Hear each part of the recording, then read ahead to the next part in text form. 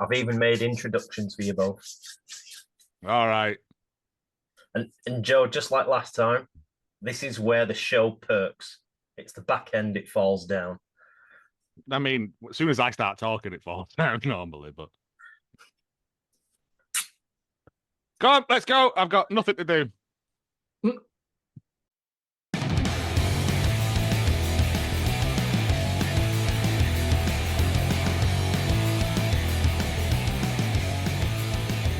Welcome to episode 27 of Bradders Grappers, where we have a triple threat on this podcast. But as Calvin Harris and Rihanna once said before, this is what you came for. So let's get two out of this trifecta out of the way. First up, he made his first appearance a couple of shows ago when reviewing the Mystery Weekend back in Cardiff in what was the longest month of the year, January. One of the free voices on the Dammit Vacant podcast, of which you can find on all audio platforms and YouTube. I did consider also whether to repeat or delete him coming back. Nice plug there for you. Yeah, it's good. I appreciate it. Also on all audio and YouTube, he says, looking at Joe, hopefully. Yeah, it's all sorted, mate. Just wanted to double check. Yeah, no, it's good. Welcome to the show, Joe. Hello, thank you for having me back. I'm impressed you did so quickly as well. I know. Who would have thought it? So quick. And our second guest is someone that joined us way, way back in the mists of time, which was episode 7, which feels like an eternity ago, and was easily the most botchiest Discord chat we ever had, because I didn't know effectively how to work a recording and audio thing with OBS at the time. He is, of course, a UK battle rapper from Premier Battles, a pro wrestling commentator from SovPro, an occasional VTuber, freelance video editor, puppeteer, deceptively young-looking, and if you don't believe that, I've taken it straight from his Twitter page. The man, the myth, the legend, or you can say Buff is the stuff, then it's definitely him. Welcome, Ghast Buff. Hello, thanks for having me back. Many fingers and many pies. It's wild it was so long ago, considering it was the last show of this company. Yes, which was, I believe... It's been a good 3 months or so, I believe. 17th of the 10th was the last one. Take the throne 2. October. Yes. Definitely feels a long, long time since then. As you said, January is the month that just keeps giving, isn't it? It's, I mean, all the shows I did in January, it felt all blurring into one. But if you haven't guessed why we're all here, or why I'm wearing a Salford rugby top, literally I have nothing Salford based, and this is the closest I could find. Not a bottle of Fireball or nothing. I mean, let's be honest, it's not really in Salford either. If we want to go straight, there. I mean, it's a source of much contention between Bolton people and Salford people, isn't it? Really, where does it start and where does it stop? I like to say it's almost like a slight rhubarb triangle of Yorkshire, but it's Salford City Wrestling in Pendlebury, but it's in Swinton. We'll leave it there. What's the dialing code? That's all you need to know, isn't it? I don't know. Where did he pay the council tax? Trafford, Salford. Oh, there you go then. That's all you need to know. For legal reasons, yeah. Well, it's fun just to wind up like friends from Salford and say Manchester. Yeah, it's some don't care. A couple do, and then you very quickly apologize and wait for him to put like the knife down. But we are here talking about Salford City Wrestling Coronation II. Electric Boogaloo because you have to get that in. Very quickly, I will say first off, no coronation for a coronation show. I mean, there was an attempted knighting, which I don't think you could legally. I don't know the whole heraldry of things, but I guess if you're the king of Salford, you can knight anyone you want, but only within that within the city borough. limits. Like Yeah, like you could drive sheep across the bridge and stuff like that. But like Other than- once you like cross over the underneath into Deansgate, it stops being legally valid.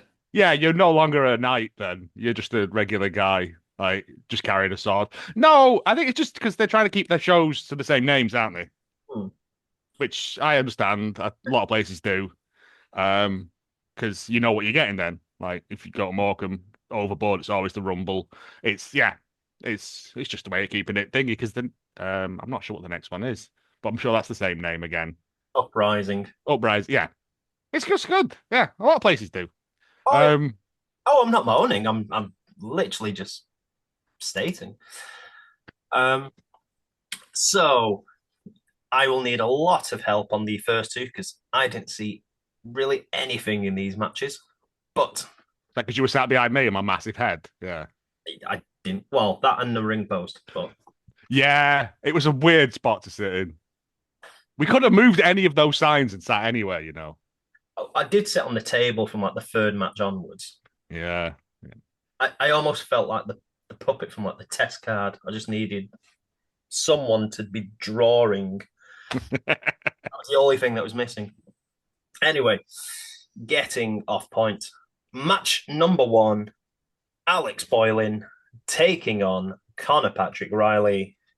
Joe, I have you marked down for talking about this first. Yeah, I've seen Alex Boyle in loads of places. I've never seen Conor Patrick Riley before though. And you spoke highly of him. And yeah, it was a good way. It's the warm-up match that you need. It's Alex Boylan's safe pair of hands. Although I have noticed that now he's now called the Dad Bod Rock God as opposed to just the Rock God. So, you know, time makes fools of us all. But no, it was exactly what you wanted. It's a good guy against a bad guy. Even though we don't know who Conor Patrick Riley is, we automatically assume he's bad because he's going up against a goodie. So, and it was the thing I said to you. I would feel so shortchanged if we don't get him doing his Andre the Giant bear hug. yeah. And about 20 seconds after I said that to you, I had a look of like a kid at Christmas. Yeah. It's like, I don't care about that. Just do that, and I am happy. Happy as a pig in Chardonnay. What was your take on this, Buff? I love Conor Patrick Riley so much. Every time he's on a card in Future Shock, especially here, just anywhere, he is the quintessential heel. I love him. He's so smug. The gimmicks easily hateable, but so effortlessly entertaining. And like half the time, you don't hear him finish his sentences because he'll just begin, and like people will just drown it in booze. He's so good. The thing as well of if a kid talks to him, he'll just go, "Shut your mouth," and then he'll just kind of go back to the match, and he almost kind of narrates his own matches, which you don't get many wrestlers really doing. It's normally telling the crowd to be quiet, and that's effectively it.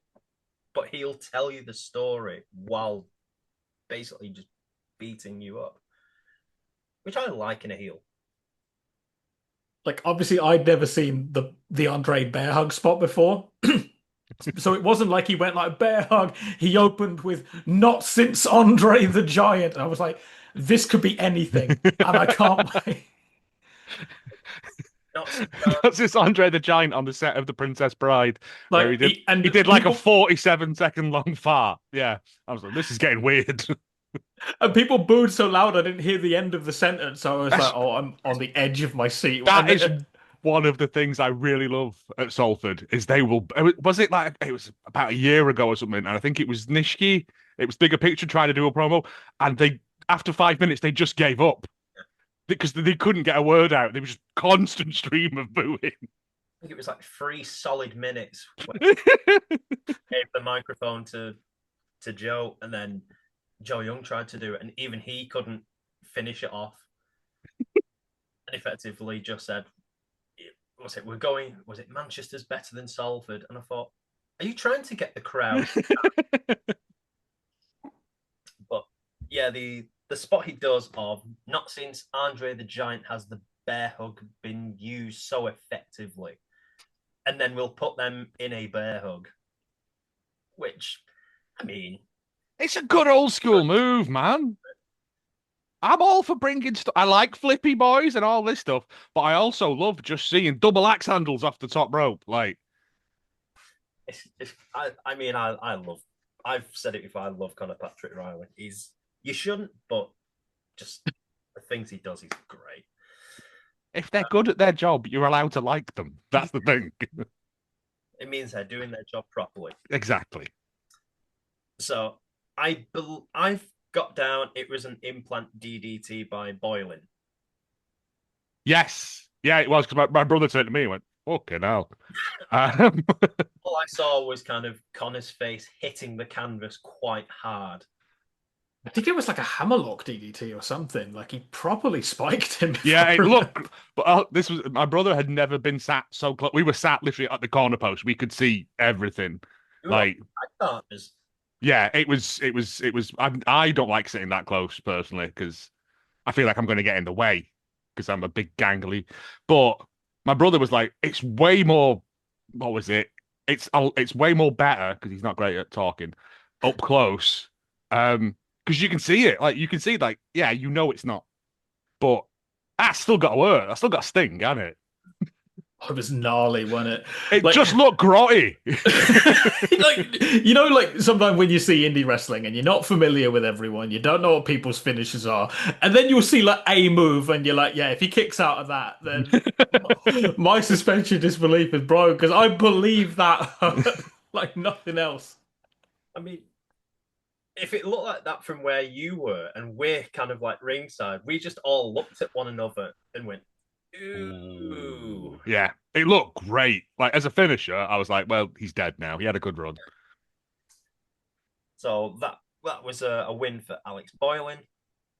Match number 2 was a tag team attraction with the Bigger Picture in Nishki and Mighty Joe Young, who, bless him for tried to cut a promo, but ain't happening at Salford. Sorry, lads. Was this where that kid in the crowd was giving him some stick, and he jumped out of the ring, and the child's soul left his body? Like he literally jumped into the air like a startled cat, and I was like, "This." And my brother turned to me and he went, "This is why I love this, because you can legally terrorize a child and it's fine." And I was like, "Yep." Other things as well, but but the kid was so like I thought he's gonna have to go and apologize to him afterwards. The kid just stood back up, started yelling at him again as soon as he turned his back. Possibly. Salford. They took on the Zumba weights of Philip Michael, who is now a babyface, and Jack Barron, who is just loved by everyone there. Buff, you're down for talking about this one? Absolutely. So the Bigger Picture, first and foremost, I just want to say they are getting really good really quickly. Like I've seen Mighty Joe Young be like, the token fall guy on a shows. He's so good. Like he's like, whether he's a good guy or a bad guy, he's just a guy that's fun to watch get beat up. But he's getting really crisp. Like I was very impressed with like how good in the ring he's starting to look. And same with Nishiki as well. Like Nishiki is really starting to get comfortable, but like with Joe, he was doing a lot of like technical transitions and things. I was like, I don't think I've seen this from Joe before. I've usually just seen him getting battered, to be honest. So it was good to see him actually on offense for a change. But yeah, Zuba Waits of their big tag team return to Salford City. First and foremost, shout out to the crowd as always, because this is like the 7th or 8th consecutive sellout, and everyone is nuclear. Pretty much, it's a crowd full of like a room of regulars. So everyone knows Yeah. everyone. People know how to react to things. Everyone's fully invested, and people were just so happy to have the Superweights there. The kids, they're rowdy, they're rambunctious, but they're respectfully well behaved compared to some shows I've seen. Like they participate, but they don't go too far, as I've seen in some occasions. But yeah, Superweights are absolutely beloved. Philip Michael does everything you want of the guy that, gets momentum and then gets bad, gets momentum, then gets bad, and then they let Jack in, and Jack. I honestly believe Jack could be Salford City's top guy at one point. He is beloved by the crowd, and he's just so good, so emotive at everything he does, properly explosive. And the combinations, like the tag team moves that these guys come up with, are just so fun. They're just so inventive and creative with it. I love watching them work. There was a lovely little assisted lung blower that he did like off his back. And I was like, I've never seen that before. That was beautiful. Yeah. That was really good. But one of the things that the Zumba do really best is the Jurassic hand spot. It's so funny. I'd forgotten they did that, and as soon as they did it, I was like, "Want to see your T-Rex?" I was thinking they're gonna do like a kangaroo kick thing, and then they did it. I've seen them do this before. I don't know why I forget, but it's like I get to discover it for the first time every time because I'm so stupid, and it's a joy. It's so brilliant. Okay, it's a really dumb spot, but it's just fun, isn't it? It's fantastic. I think that Salford City does a great balance of really going, hey, do you remember when you enjoyed wrestling? Yeah. Do you remember when you... I've said this before, it's the perfect balance of silly nonsense and great wrestling. And that's what I want I'll go to a deathmatch show and stuff, and that's fine. That's what that is. Yeah. But this is wrestling for me. This is the family friendly stuff that's got absolute silly bollocks on it. And then also you'll get just absolutely great technical wrestling and Tony Wright's soul leaving his body. I think you want that. You just want to go to a show and see someone and go, "Oh, you're being mean, boo, boo." That's it. No, it's the cathartic release of you can just yell at them, as long as you're not rude. You can boo, yeah, and it's that outpouring of emotion that you only get at wrestling, because you can't do it at the ballet, believe me. That kid who started the Ed Sheeran chant for Mighty Joe Young. I hope that kid has a great Christmas. What a genius. People are starting to bring signs and stuff as well. They hate Troy Ryan, and it's great because he fully leans into the bit. It's just a really good family friendly show. It's the thing of, you've seen it build from the opening show they did, and it's just gotten better and better and better. The crowd, because the first few, the crowd weren't too sure kind of what's going on, but as you got to find the story. As they've kind of built the company more and more, even though it's only been 7 shows in, it feels like it's been so long now that everyone fully knows, right, they're this, they're that. Yeah, you've established characters and storylines. That's what you need to do. Which can take quite a while for new companies. I'm not saying that really well. It's Game of Thrones level storytelling. It's good guys, bad guys, but they've done it so well and so clear and concise that when that betrayal happens, whoever does the first big turn, it's going to break hearts. Yeah. It's so good, especially with family-friendly crowds. A lot of times, mums and dads taking their kids to a show, whatever, they've not been there before. But because this is a family-friendly crowd, and the crowd are super loyal, because even the adults are getting a great kick out of how good they prepare. So it's someone will just step through the curtain, and instead of always, got to wait for him to tell someone to shut up so we know to boo him, someone will just come through the curtain, and it's just boo immediately, because everyone's invested in every show and every subsequent show, and I love that. I love that people are locked in when they go to these shows. So really good, really fun tag match. Zuberweights pick up the win. 2 baby faces back to back. Crowd are loving it. No one's like, the heel should win to counterbalance. No. Great. Sometimes fun. you just need a fun night. I also did enjoy Jack Barron nearly wiping that kid out on his entrance as well. You know, that reminded me of that kind of meme video of the skateboarder where he nearly wipes out the kid but carries on his skateboard and then just plonks the child back on their own skateboard. Yes, yeah. No, I mean fair play. He scooped him up and went back and did it again, but that could have gone very differently. I mean, with Jack though, the parents would probably blame the child and not Jack. Love Yeah, Jack to be too fair. much. Um, Post-match, CPR reappears again, throws Ugh. his lot on with the bigger picture. They batter down the Zuba weights, and back comes Boylan to batter CPR again. And they announce that it's going to be a six-man tag next show. Can't wait. I think it's the first six-man tag, they've said. Yeah.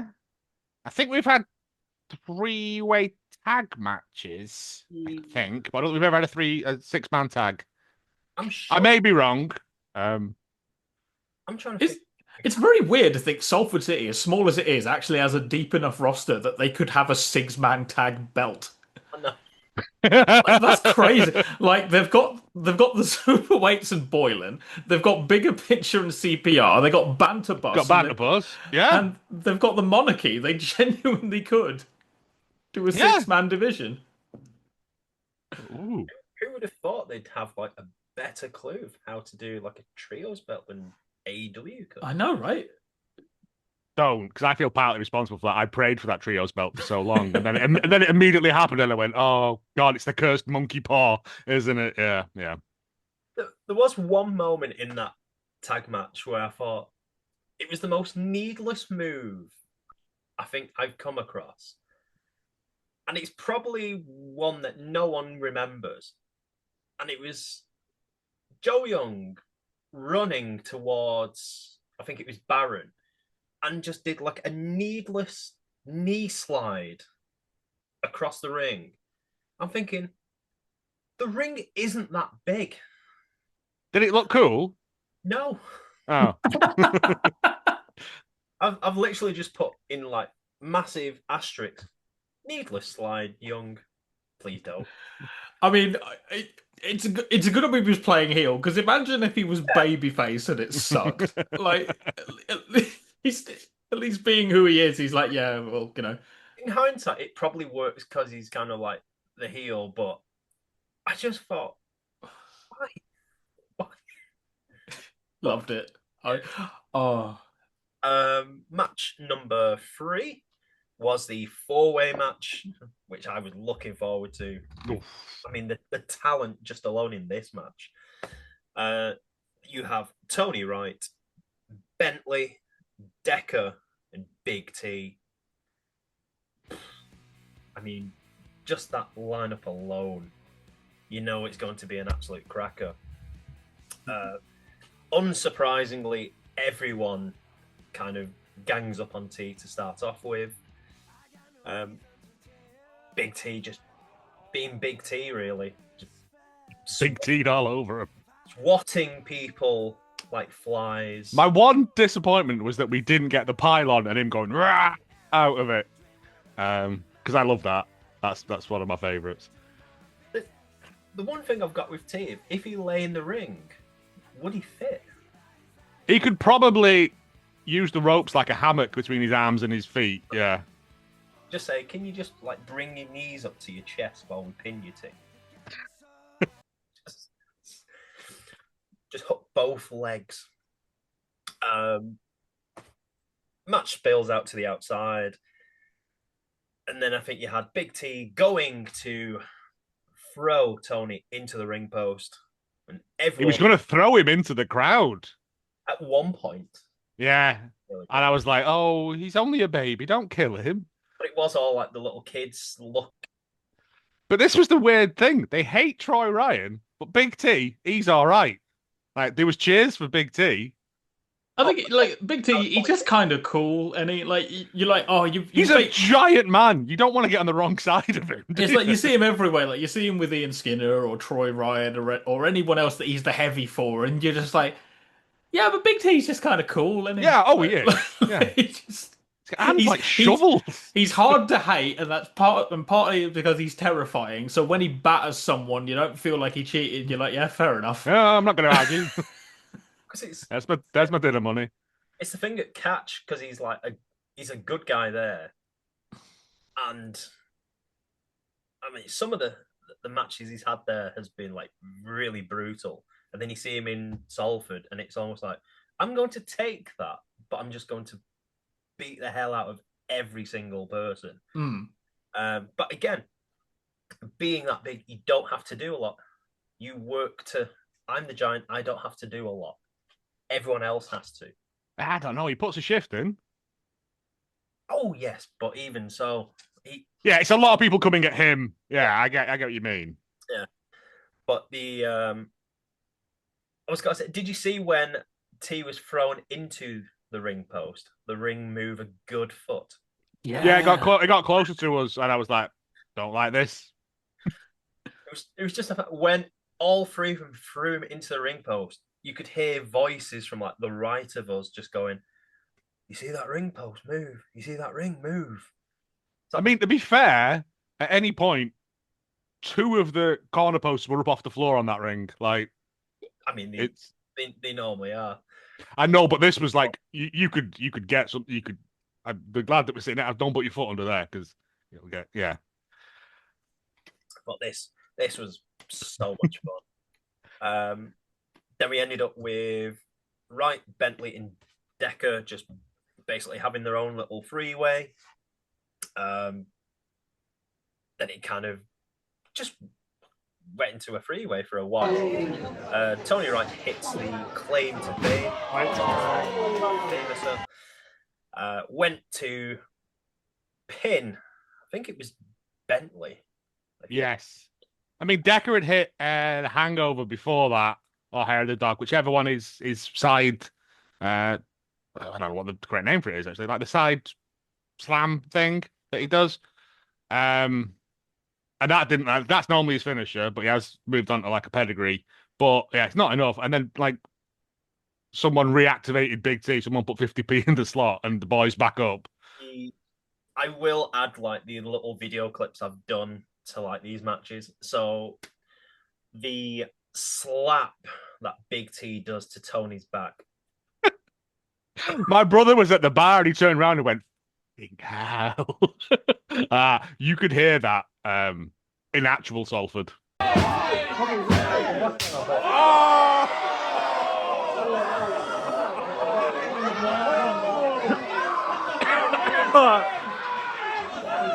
Jesus.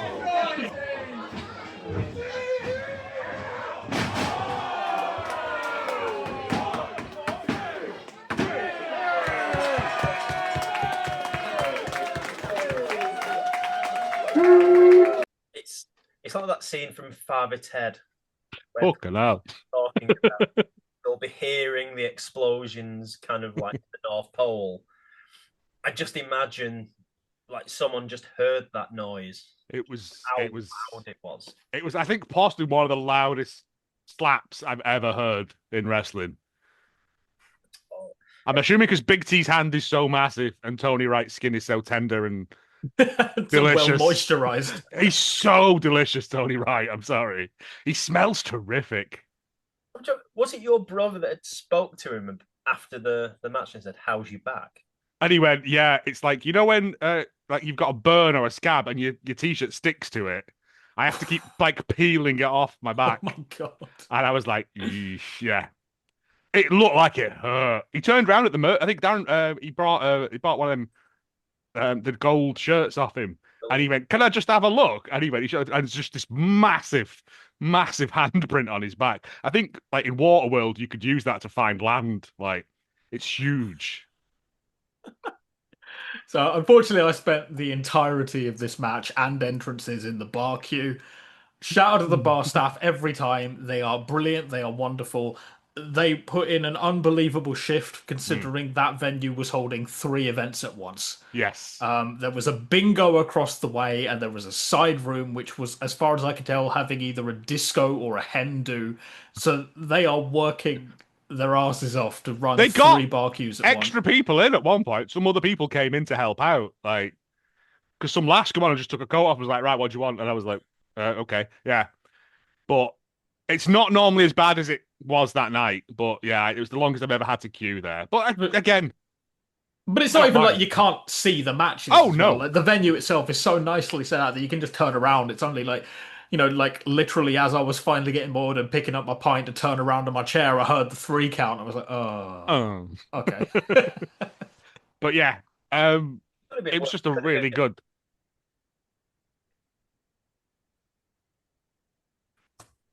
I'll just say that.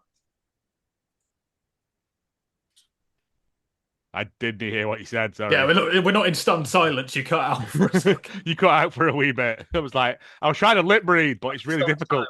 Strangely enough, it does kind of go with what I just said. Then when they had the wake there.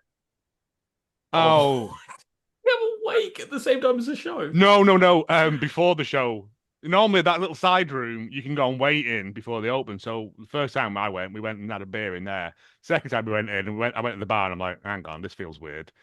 Turned around and there was like a buffet and a big picture of the dead. And I was like, oh, okay, I'll just go to that Joey Olt's pub down the way. Then yeah.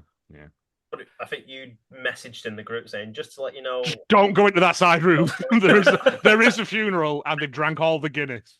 And we'd literally kind of walked in with Jeebus, and there was like a dog with his own. I'm thinking, what the hell is going on?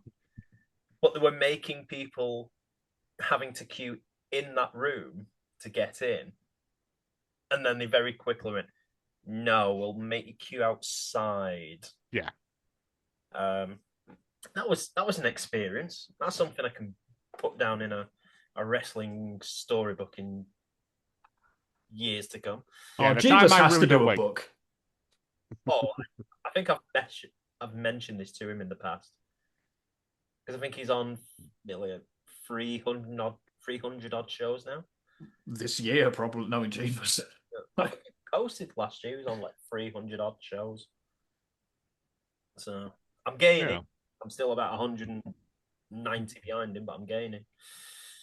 But yes, ended with Big T hitting, I'm going to say a Bossman slam. I know it's not, but I can't remember what the name of the move's called, but it's similar. Hits it on Tony Wright, picks up the victory, and that took us into the interval. I'm just going to say as well, Perry, it looks like that's your knee next to you. Oh, it's got hair around it. Just a little. No, I looked down, and then for a second I was like, "Oh no, it's that bald man's head." Well, no, I think was it not before the interval we got the? Yes, it was. We had the knighting ceremony. Yeah, King Troy, Big T, and a man dressed as Goth Asterion. Yeah, I said it looked like Papa. What was it? Papa him from Ghost. Emeritus. Papa Emeritus. Yeah. He looked incredible. I'm going to say, like, that suit must have cost a pretty penny. He looked like a goth matador. Let's call it what it is. But for what Jensen is, that's flawless. Oh, no, yeah. It's way better than the other stuff, like the stuff we used to. And I was like, he's put effort in. I like that. It was a gorgeous outfit. It was fun. If they ever bring back the fashion show, they should have him presenting it. I love the monarchy. How Obviously, do you remember the fashion show? Because my grandma used to make me watch it. Wow, that's Jeff Banks. Wow. Sorry, I do this a lot. Deep cut there. No, no one ever remembers Jeff Banks. Yeah. So anyway, it was the knighting ceremony of Vesper. That was rudely. When did Troy get a sword? I've missed like a show or two, I think. Oh, that was the first time. Oh, okay. I'm all for it. Yeah. He traded the chair for it. I mean, I remember them trying to hawk the chair on Facebook. Yeah. It's like it'd look good in the spare room. That. Yeah. They're gonna do the knighting thing. Like Jensen Vesper's giddy as a schoolgirl. Because he's finally getting to be accepted by someone. And then someone comes out, that someone being Simon Miller, and basically calls them all the bastards, basically. There was a bit I'm fairly sure Troy Ryan just corpsed. Oh, of course Right? he did. He was trying his hardest not to, and having to speak to Big T. And even Big T was almost coaxing. I can't remember what he said, but he had, when you have to just look away and not make eye contact. But then the more you think about what they just said, the more it makes you laugh. And it just becomes a vicious cycle of horribleness. It normally happens to me at funerals, ironically. But yeah. And then like basically he's not getting knighted. And the main event is now going to be Troy Ryan against Simon Miller for the crown. Mm. I was just on the topic of the chair. If it's been sold, do you think it went to Taskmaster? Because it looks very similar to their chairs. No, it's probably gone, honestly, to like a wedding dress shop or something like that. Like, or a LARP. Yeah. It was kind of gauche, wasn't it? But in a fun way. Yeah. I'm ashamed you haven't got it, Joe. I would have loved to. I couldn't afford it, mate. And also, my wife kills me for the amount of cash. They should have put it in the raffle. Yes. Oh, mate, just that me phoning up a taxi like that. Yeah, a taxi for two and a big gold chair, please. I love the whole segment. I loved the bit where Troy was like, Jensen, before me, you were weak, you were pathetic. And the crowd just start chanting, still pathetic. Again, 2 for 2. Crowd are killing it. I think that's what started Troy off at one point, and then he very quickly composed himself. And then when Miller came out and said whatever he did. Wasn't it he compared their weights and said he was 1 ounce heavier or something? So there was that, and he also just called them like, I want to say something like silly billies, just something really, really childish. Childish, yeah. It's the thing. If most people came out with some of the things Miller says, I don't think it. Yeah, but Miller's got the conviction behind it. Like he 100% gives into the bit, like, and it helps. It helps the sell it to you. Like the man loves wrestling. You can clearly see that. And he loves this kind of wrestling as well, like just the silliness of it. And so when he comes out and just starts talking absolute nonsense, you can't help but, Because he had a go at Vesper, Ryan, and then he looked at Big T and says, I know I'm not having a go at you. I have no quarrel with you, sir. Stared at him and went, you're damn right you're not. So that was a good segment. Then we went for the interval. And then we came back and they announced a women's title for Salford City Wrestling with a grand presenting. You know what? I think that might have been the coronation, in truth. Oh, that would make sense, yeah. I was a bit confused by this. So they opened the curtains and had this gorgeous belt. Lovely looking belt. So fair play to Salford City Wrestling for this title belt. It's absolutely lovely. It is gorgeous. I think I'm on the same level of confusion as Joe, though. Because if there's a women's champion, what's the Queen of Salford? Yeah. Well, not all, that was that as well, but also my point was I thought that these two matches that were coming up were going to be like quarterfinals, and then, but after they'd had these two matches, they meant, and all 4 of those women will be in the contest for the belt, and I'm like, yeah, because they were talking about like Lily and Natalie, and they were specifically like, could these 2 women be the next champion? And we're like, well, they both lost, so probably not. Yeah. If these are qualifiers, it was just a minor bit of confusion. But I did also love the fact that they opened the curtains and there was just a belt there. And one of the great things about Salford is that no one understands how those curtains work or where they are at any given point. I'm going to come back to that in a week. Okay. The one that made me laugh on the title belt, because they'd pulled the curtains to one side and they had this massive like stage so you can see. Um, Grimshaw, who had gone as far across as he could to not like be exposed, so to say. But he couldn't just randomly like walk across while they were discussing this belt. So it's just him looking like a naughty child put in the corner. Yeah.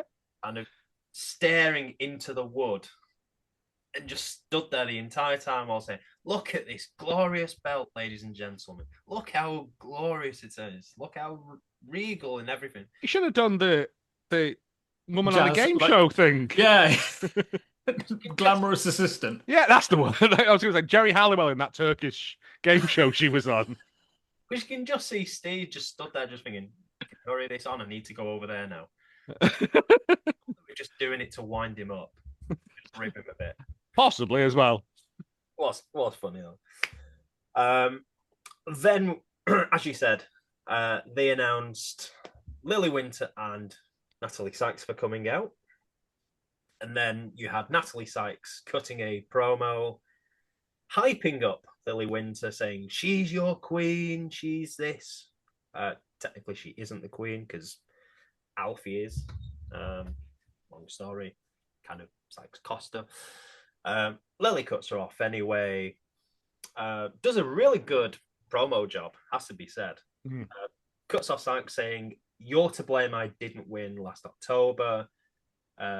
Every time you ever try miserably," really kind of like brutal cut downs to Sykes, which I think will help moving forward. Then effectively says to Sykes, "Right, you stand out there and watch how a real champion does things." So we then went into our next match, which was Lily Winter taking on Leah Raven. Yes, I thought was a really good match. I've seen this match a few times at Future Shock. Never saw a bad match between these two when they face each other, and that record still stands today. A lot kind of happened in this. Lily holds the advantage for kind of like the majority of the contest. Raven always kind of having mini purple patches, fights back, but then will get cut off. Hits a nice, did from my vantage point at least, which was sat on a table looking kind of like Humpty Dumpty. But then we kind of have Raven growing into the contest.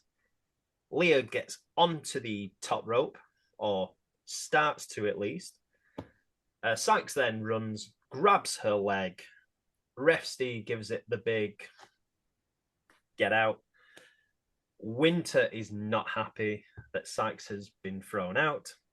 And during this disagreement, and would not be the first time and will not be the last, leads to Raven hitting the Rebellion DDT for the win, and has Winter and Sykes having another disagreement straight after. Anyone like to chime in on this match? Again, I was at the bar at this point. I missed a lot of this match. But I remember talking to some random guy at the bar and just saying, Lily Winter is if like you personified shouting. Like if you just made shouting into a person, that's her. Because she was just yelling at kids constantly. And I get it, it's great, and I love it. But it just I've grown to quite love Leah Raven. From Morecambe, where she was the champion there for a very long period of time and didn't really wrestle a lot because she was injured and not too well, to the last match she had there, where she put a shift in, and it was one of the best matches I've seen there in such a long time. And then the bits I saw of this when I was between the columns, so you can see, this looked cracking. Lily Winter is phenomenal. Like, and the two of them together, yeah. This is all set up. Who's gonna turn first, isn't it? I'm hoping we get face Lily. You know, I because I've seen Sykes playing the kind of the baby face, but I have seen Lily do that role as well. So I won't be against either if they change, but She's kind of facey at catch, isn't she? Yeah. yeah, oh yes, she's very, very much facey. Yeah, but it's that Lana Austin thing of like I can't take Lana Austin serious as a face anywhere. Just I'm so ingrained of seeing her. I don't think she is anywhere. I think she's just in Morecambe. She's over as hell in Morecambe. Yeah, but that's Morecambe though. That's a whole different. That's what I mean. Biodome, isn't it? Yeah, biosphere. Sorry. Yeah. That kind of like climate. Yeah, it really is. But yeah, no, this is one of the ones I need to go back and rewatch when they put the video up for it, just because the bits of it I saw looked tremendous, and I just was trying to move along and not get in the way and stuff. So yeah, but yeah, I don't know who they're going to give it to be honest. If these are the four, then there's loads of women who've come to Salford. Yeah. It's rare you can actually say that about a few promotions where again it's almost like we said about like having a 6-man belt. The amount of women we've seen come through Salford, you have a vast like, who you can bring in. Yeah, and it's always like a good split of the roster as well. Like it's usually like 40% of matches. I've seen them have the women main event the show before. Like it's a deep roster, and they're every bit as over as the blokes. Like you say, like Leah and you know they've wrestled a lot before. There's like a lot of chemistry where they know their spots and they're very comfortable just going into it and having a great match. I love the storyline between Lily and Natalie. It's so simple, but heel is so hard to do sometimes where you're still invested in either of them. And there's so many different ways they could turn it depending on who turns on who.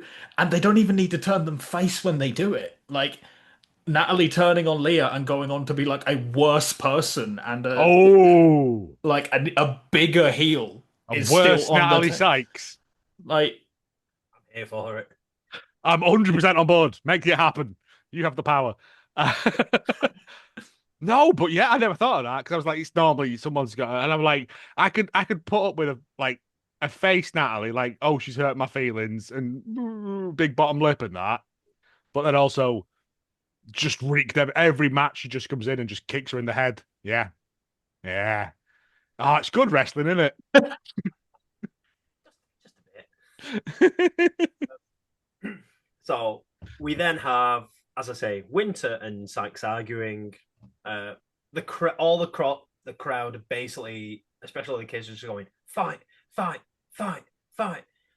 To which Jay Burnley just goes, no, these two can't fight because Sykes, you're in a match right now. You're taking on Saxa. So I'll mention the intro and then I'll let you take over, Buff. Go for it.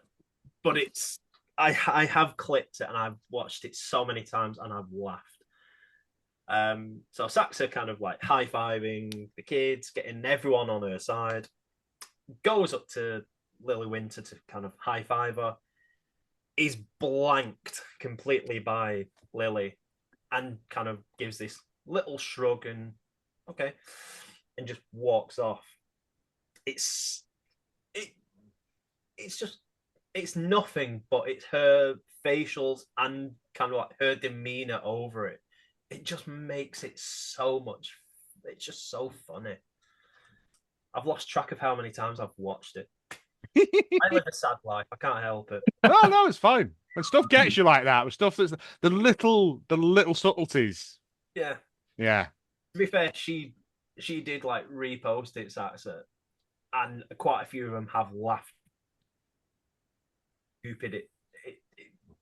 It's like one of those little kind of off the cuff things, but then it's just had its own little life, so to speak. But they're the moments that you come away from after a match, and Yeah. it's just like there's so much personality. Like I remember Rattler at South Pro, like, what's the vibe of the show? I'm like, are you allowed to announce me as the girthy rhino? I went, absolutely, Jack. I will please, like, I will do that with the biggest smile. It never said it was family friendly. You're in good hands, don't you worry. But little things like that, like I remember when like Brady Phillips, Sam Gradwell, when Sam was like, "Well, if I hate him that much, I'm just going to jump him in the ramp," and I was like, "Do you want me to just announce you really quickly while you're battering him?" And he was like, "That's brilliant, do it." Like Yeah. little moments like that are just memorable and clippable. They make these shows. They're so good. Um, but yeah, so obviously Saxa comes out. Natalie's in the ring. She's proper panicking because she's not got her own entrance. She's not had any warm-ups. I And felt that was a bit mean, to be honest. I thought it worked really nicely in the Oh no, it's context of it great. because Yeah, it's like putting a heel in a position where they're like a fish out of water. And bless her, Natalie is fantastic in Salford City. She's so good at getting herself over, but in a really kind of pitiable way. That a bunch of people in my section, there was this group of Irish lasses behind me, and we were just like, just do your best, Natalie. That's all we can ask. Like, I hope you all have fun. but obviously, the great match. Saxa's got great energy, has So good. all the support of the fans. Natalie is doing a bit where she's trying to get into it, and you can tell she's on the back foot, and she's got to be as conniving as she is. Again, fantastic match between two brilliant athletes, and the story of the match is that Saxa's looking for the 619. It's a very easily telegraphed and avoidable move, and the fact they made it the storyline of, man, this move is wildly impractical. How's she actually going to hit it? And it leads into the point where the whole time Lily Winter is at the side and she's not doing anything. She's just kind of like sternly watching, low key hoping Natalie fails, and eventually she does interfere with it, and the two get into handbags. Like Natalie's leaning through the middle ropes to argue with Lily, and then gets hit with it. I've never been caught off guard by a 619 before. Absolutely brilliant. Like the way they led into the finish, fantastic. Saxa hits the 619, 1, 2, 3, and Lily's just like, it's not nice, is it? Brilliant. Absolutely brilliant. I'm gonna counterpoint that by saying I hate the 619. Because it's so easily choreographed and so stupid. And normally I would love stupid stuff, but I just really hate that move. But in this instance, because she went for it like 2 or 3 times beforehand, Exactly. and it came out sort of nowhere, and we all saw it, but she didn't, and that's the fun spot of it. It was fine. And it was it's not losing's not fun, is it? And I'm like, oh, if they get paired up in this tournament, like that's gonna be them last two. Is the brackets? We don't know anything, do we? Yet? Did they even say it was a tournament? I don't think I expected it to be like a 4-way or something the way they were building it. So I don't know. Oh no, I'm a big tournaments boy. I watch a lot of AW. But no, yeah, I mean, they could just get people in for one match, innit? Yeah. Yeah. This is who we have here, but we want to bring in more female talent ahead of what they're going to do with the title. So I imagine we'll see kind of like more female. Well, Alfie's still knocking about as well, isn't she? So you got Alfie, Harley Harris, yes, Saxa, Lily Winter, Leah Raven, Sykes. Get a couple of ringers in as well. That's people. You can bring in like your Holly Barlows, your Melissa Fierces, or other people that. Oh yeah, yes. That'd be fun. Make it a thing. Make it a tournament for that belt. Yeah. That'd be a good idea. Because it's a belt worth winning. It's a lovely looking belt. Lovely belt. Yeah. So lovely. I want to go for. That's how much I like it. No. And then we had the raffle. I just want to mention the raffle very quickly because something. Actually, no, I should have mentioned this during intermission. A weird thing happened to me personally at this show. So we'd convinced a friend to come along. We'd convinced them at a party where we were all very drunk. And we get there at the front and we're giving our names and they go, "Oh, so you guys have got 9 tickets." And I was like, "What? There's three of us."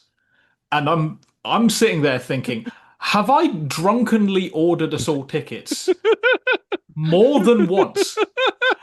Because like my missus had bought the tickets, but they're like, "Yeah, but you've got six in your name." Just so happens there's another person at the show that had my name and had bought 6 tickets and not turned Wow. up.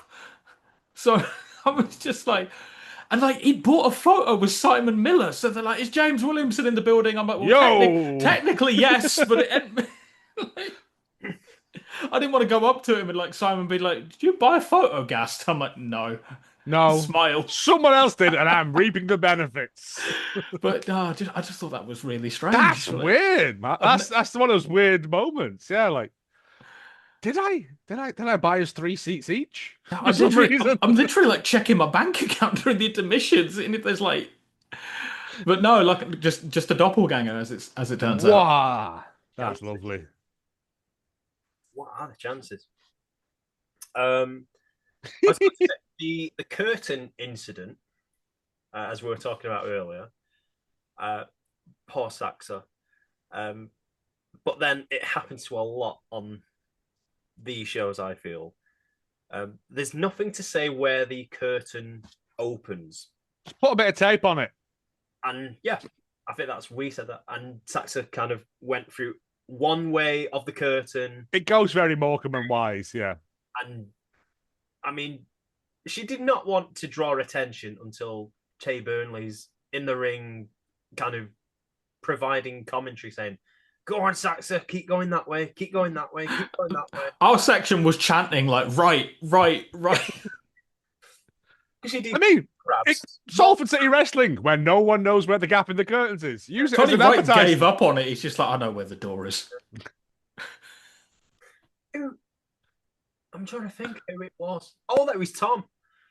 After he'd done the raffle, he tried to go through the curtain and couldn't. He went, "Oh, sod this." And he just went off the stage. And I think past you, Buff, and just went kind of like round the music. He went, "Oh, I'm just going here." Knowing Thelwell, he probably didn't even go backstage. He probably just went to the bar straight from there. I think Vespa just crawled under it as well as he crawled up the stage as well. Because that's the easiest option is just roll underneath it. It's Just put a bit of high vis tape either side. That's all I'm asking. it's Or almost don't. I love it. it's almost like Jock's watch on like OSW, but it's like curtain watch of like how many times can it should be like a Taskmaster thing. Until you pointed it out to me, I'd never noticed. How many times does it take you to get through the curtain? Yeah, until you pointed it out, I never really paid attention. But now it's like Nicole Kidman's forehead. I can't stop staring at it. See, next show I'm going to time it and I'll have stats to bring for the next recap. The best one I've seen was Najay at Off the Page, and it must have been He was a bit drunk, though, wasn't he? well, allegedly. It must have been about 15, 20 seconds, and he could not navigate this curtain. It's a lot smaller, that curtain there as well. Everyone is just watching and thinking, "Come on, AJ, get through." And he kind of looks around sheepishly as if someone's spoken to him. So he's almost like he's having a break before he the curtain. And then he goes again and he still can't find the gap. And I remember a hand coming out and just like pulling the curtain to one side. He went, "Oh, what is it with curtains and wrestlers? It's like the biggest kind of like arch enemy they have." First time, literally the first thing I ever did on a wrestling show was get poison misted. So I come out. What a way in! I've got mist in my eyes, and I'm staggering, and I've full of thrown the curtain aside as I'm going backstage, and so I just hear someone going, "Close the curtain!" And I just turn and like I've got mist dripping from my face, and they're like, "Oh, I get it. Fair enough." Yeah. Like, Just... an excuse. Yeah. So Yeah, they're a mortal enemy of people, especially when you're learning. I might do that at like future shows now. Just time, Time the curtain. just going back through it, not coming out. There you go. That can be your little stats. You can have little bits in the corner. Curtain call champion. Yeah, of the year, and then whoever took longest and shortest to get through curtains throughout the year. This is a thing. We should do it. Have a game. Which takes longer? A wrestler going through the curtain or a Scott Oberman's entrance.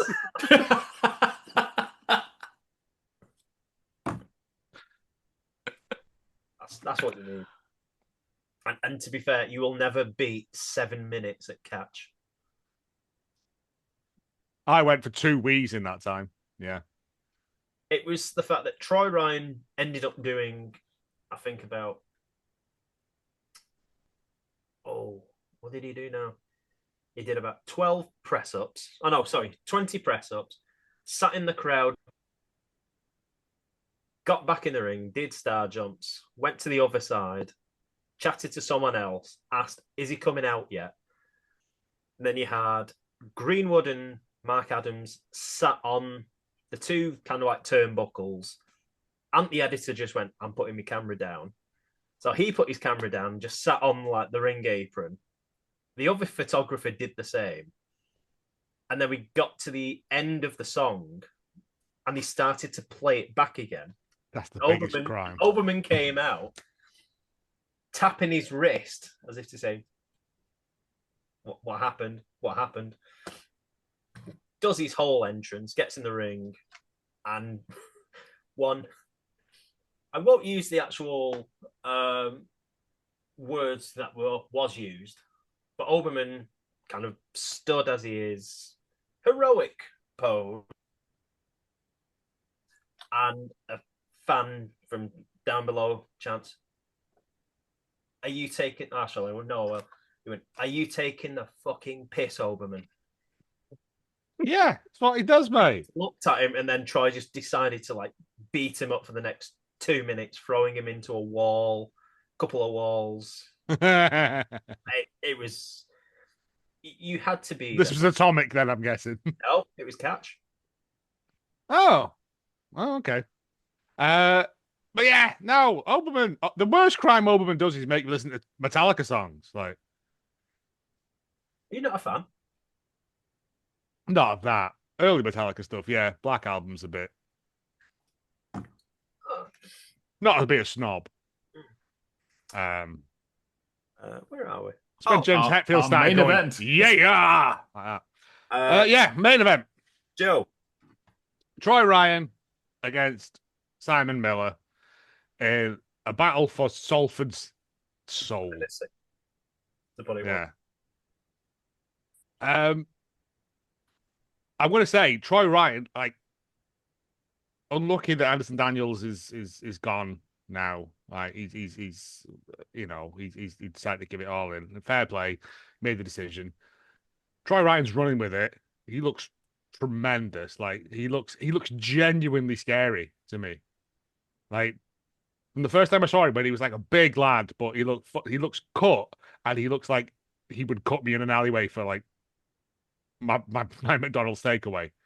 Like, and Simon Miller's such a lovely man.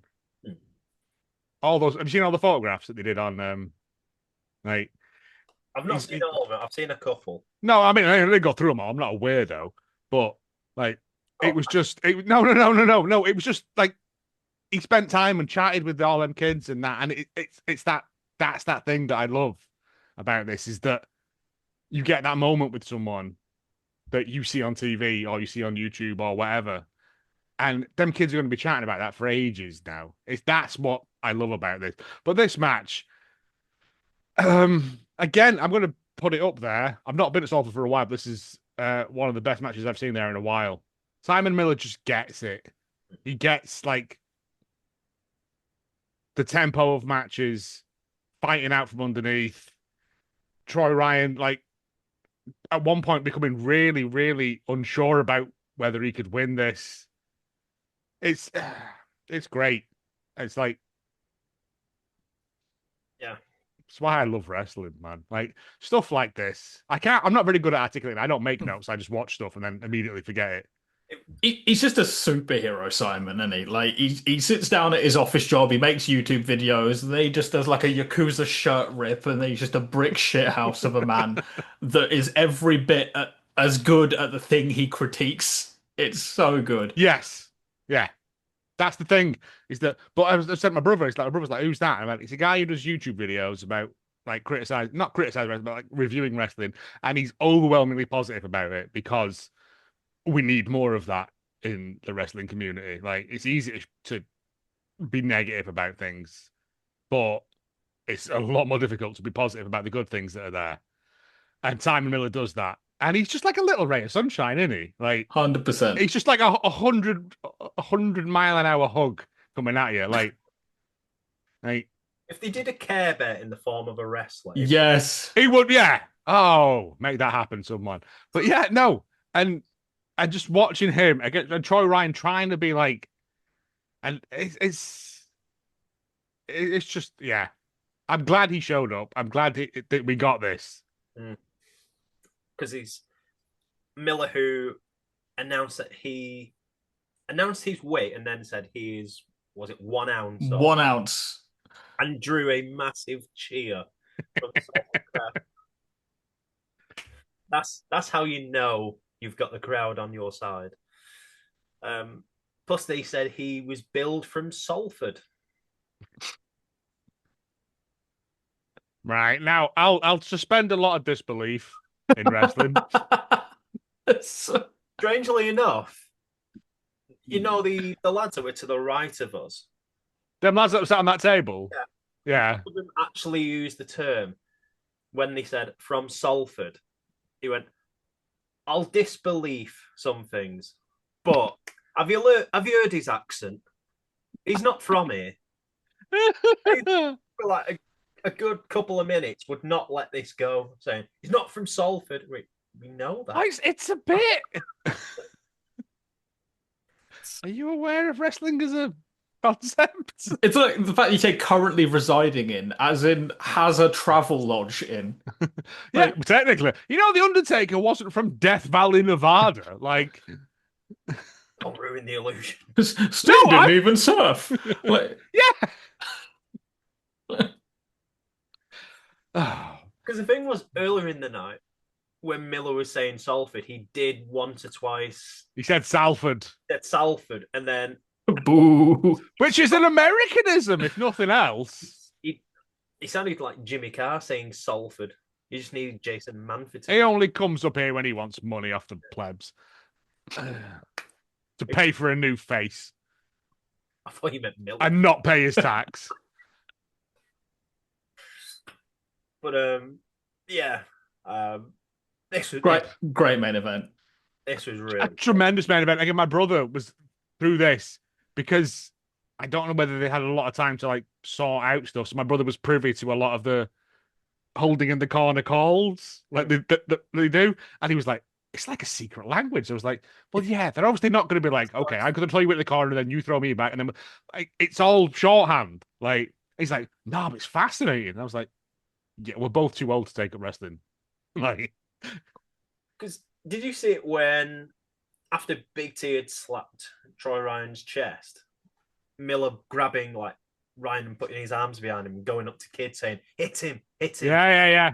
And there was a moment of resentment, and then as soon as one kid did it, there was a line of children. Yeah. He went up to one child, and he was nearly in tears at the thought of he could hit someone. He was like, "No, I don't want to do it. No, I don't want to do it. He went, Mom, Dad, I don't want to hit him." No, you don't have to. Move out of the way. I remember that happening at a show in Liverpool, and my mate, I think it was Thatcher Wright, who got his arms pinned, and my mate Jay just went, "I'll fucking hit him," and steamed across.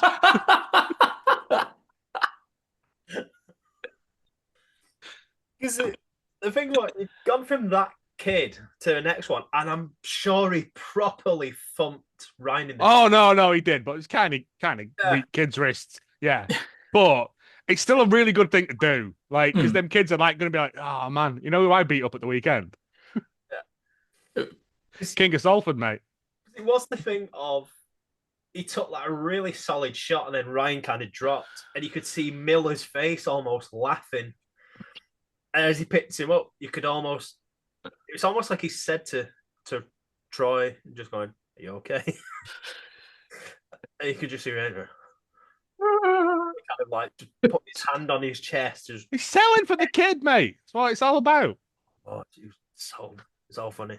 It's so good. But again, this is amateur wrestling, amateur wrestling, like independent wrestling. These are the things that I'll go and travel around the country to go and watch because it's beautiful. It's so much fun. The fact that this is on my doorstep is even better. This is why I prefer kind of like independent wrestling to like top ones because it's so. I like fireworks. I'm a simple boy.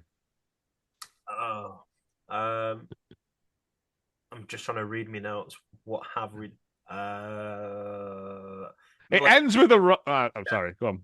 Miller hits a Oklahoma slam on. No, he doesn't. Hits an Oklahoma slam on Troy Ryan. Big T puts Troy's foot on the rope. Yeah, I didn't like that, but I booed him, and then he turned and looked at me, so I went, it was him. I pointed at my brother again. Yeah. And then he just went, I should think so. I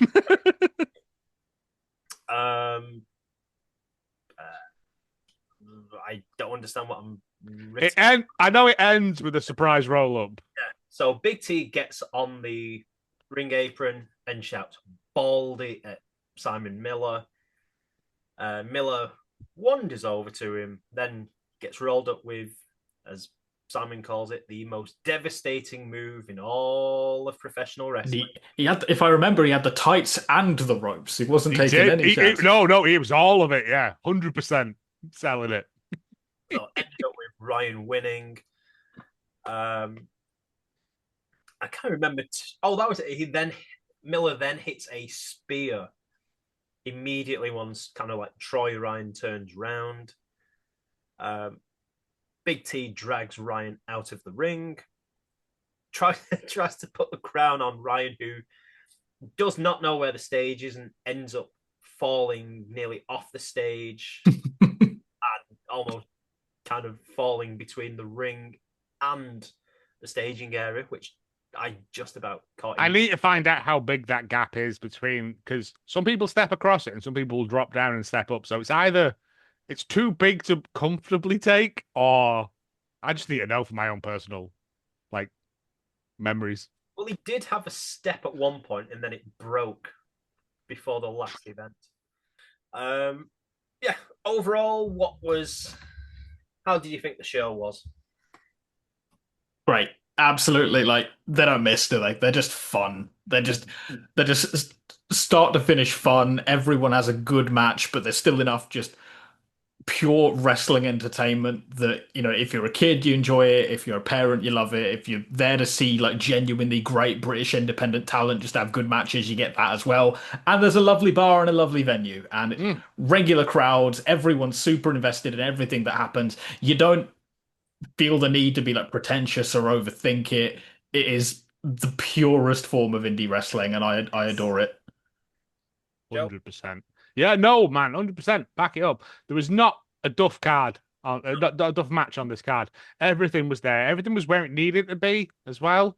Like, it all slots in, lovely, builds it up nicely to the crescendo. And yeah, I like the fact that everyone there is just like, I was just still talking to some guy at the bar for ages while we were queuing up. It was great. Didn't get his name. I wouldn't recognize him again, but we had a whale of a time. But he'll be there next time because everyone goes to every show. It was that guy. Well done, you. Yeah, it's Salford City have got something really special, like genuinely really special. It's got the people that are going to it hooked. Yeah, and I'm trying to drag as many more people into it because I'm like, this is something great here. They got like 50 tickets left for the next show now, and that's a month and a half out, 2 months out, less than that now. I know this word gets overused a lot for small places like this, but it genuinely is like very organic. Like when Troy appears and the music starts, people will start booing before he's even through the curtain because they know the music at this point. There's people with "Not My King" signs, "Not My King" shirts, the chant. That little lass had a crown on. She made a crown of "Not My King." Yeah. great. It's what wrestling should be. Like it's pure and it's beautiful and it's just amazing. Again, I look forward to these shows because they're so fun. They're such good fun. If you're a wrestling fan or a fan of wrestling, I make the difference between the two. Like you'll still enjoy it because there's great wrestling, but there's also it's just my one minor gripe is that they should have hot dogs. Yeah. Yeah. I think it's like the cure for like if you're a jaded fan, if you're like someone Yes. that if you come into it where like you've got a certain expectation of like this match needs X number of stars or like whatever, if you've forgotten what wrestling was like when you were 8, Yeah. come to these shows. Because it's so good. There's no pyro. It's just lads and lasses going out and putting on, playing, bleeding their heart and soul out on that ring for you, and it's undeniably beautiful. Like it's so good. I love them. I genuinely love Salford City Wrestling because in the space of what, a year, 2 years, A year and a bit. they've done so much. They feel like you said before, they feel like they've been established for a lot longer. And that's a weird thing. It is one. I put it as my joint favorite promotion from last year. And when you see like the shows and everything, it doesn't. A lot of things kind of like will throw different things, say, well, we need like this production. There's not a whole lot of production on this show at all. My one minor gripe with Salford is that they need to hire someone to film it properly because the stuff they put on is often a locked off camera and you miss a lot of stuff that's happening like elsewhere. But money, I get it, whatever. But that's my one minor gripe. Like, I'm there live, so I don't care about you people. But when I want to watch it back in case I missed something or whatever, I have to hope that they're in that camera frame before I see it.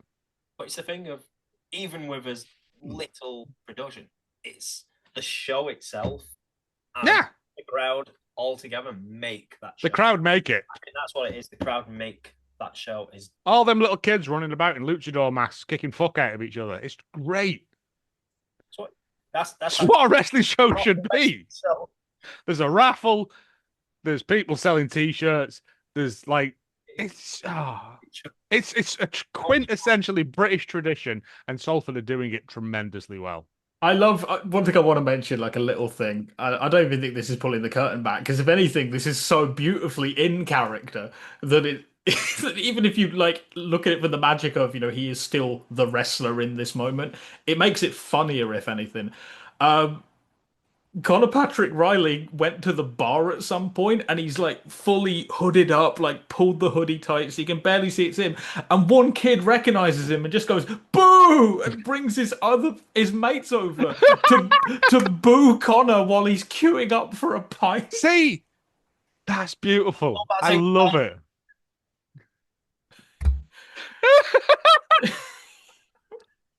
It's so good. It's beautiful. See, go along to your local indie show. There'll be one near you, wherever you are. Go and watch it. Go and support these people because they're putting their heart and soul in this. You'll have a great night. You'll have the most fun you've ever had. And for what? 12, 15 quid and a couple of pints and a packet of crisps. It's pantomime, but I took my friend to Bolton a while back. And she had the best night ever because she was like, I can just yell stuff. I was like, yeah, provided it's not offensive. And she's like, no, I'm not a dickhead. I was like, no. Yeah. And she was just yelling stuff. And I made a note of all the things she yelled throughout the night. And some of it was really obscurely weird. It was great. Like, it's better from an elevated position is one of my favorite chants she tried to get going. I don't even know what it was about. I even asked what the context was. No, I don't know. It was wrestling based, obviously, but yeah, no. Salford. The next show, I've not got my notes. I know it's the 10th of April. Yeah. Club / Swinton / If you want tickets, get them because last thing I read there was 50 left, and I'm not sure if we're going or not, but I want to. That was 40. That was 4 days ago, and there were 100 tickets 6 days ago. So that I shows would you that- jump on it. Yeah. Yeah. I want to go because it's Morecambe the next day, and I'm like, I could do 2 shows in 2 nights. It's fine. I'm a relatively young man. But again, Salford Morecambe, similar thing for me. Like similar vibe, similar just fans that get it, a company that gets it, a great night out. Wrestlers that get it as well. Wrestlers that 100% understand their role. Yeah. Like you're there to put a show on. Like, yeah, it's so good. I can't speak highly enough. Like I said, it's up there in my promotions of all time. Salford, even for the space of only being there a year. Oh well, we'll round this episode off with any other business because I can't be bothered saying, "Do you want to plug anything?" So I'm just going to call it any other business and hope that Fighting Talk don't sue me. Anyone like to chip in with anything they would like to promote? Very well. Hello, I am Ghast Buff. I'm a battle rapper. I'm currently in a £3,000 battle rap tournament at Premier Battles on YouTube and all other socials. And you can follow me at Ghast Buff on most things, except for TikTok, where I'm GhastBuff0 because I forgot my own password. To be fair, I have not TikTok, but I have done that myself. Joe, well, I got nothing. nothing at all. Follow this man. This man's like incredibly talented and good at what he does, right? Follow him. Don't waste your time on assholes like me. Are you going to put that as like the I have it on my tombstone, mate. I'm just gonna have 2 arrows pointing at the gravestones next to me either side. Mourn them, flowers. Mourn them. Do not mourn me. I'm already dead. I mean, for me, it's basically just Bradders Grappers on Instagram and Bradders Graps on X and Blue Sky. Still using X. I know. I mean, I actually forgot my password for Blue Sky the other day, but I have logged in. I will use Blue Sky more often because it seems to be the better thing. It's nicer. It's a cooler place for wrestling stuff, mate. Genuinely. Right. There is that as well.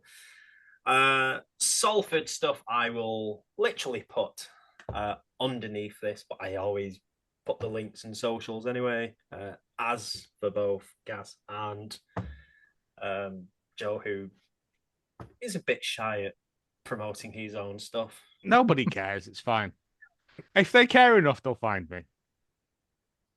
Sounds very John Wick. Yes. I'm thinking that's a new way. You gave me an intro at the start. That's all the information they need. If they made it this far, they've done well. Yes. Well, we'll call it an end there. But yes, thank you for listening to this episode. God bless you for getting all the way through. This is not as long as it could have been. No, this is a lot less than our last chat. Yeah. Which I'm happier because I don't have to do as much editing, which is a bonus. Thank you to Joe. Thank you to Gas. Thank you for listening. Join us for episode 28 next week. My age. Believe will be when I'm at Leeds for North. And then I have the Future Shock show at the For the Love of Wrestling weekend. So that will be fun. If you see me, wave. If not, just walk by. I'm not bothered. I don't care. Just wrap it up, mate. You're floundering. You'll notice, like you said last time. You come in strong with a good opening. You need a good ending. Struggle with. You need a slogan, like a good closer. Yeah, you need a good one. You take it home. I'm Bradders and you're not. That's not great, is it? But you know, I'll do. I end with "I love you, bye," and I stole that from someone else. Most children. I've never stolen a child. Please stop recording. That's genuinely a good closer. Please stop recording. Yes, there we go.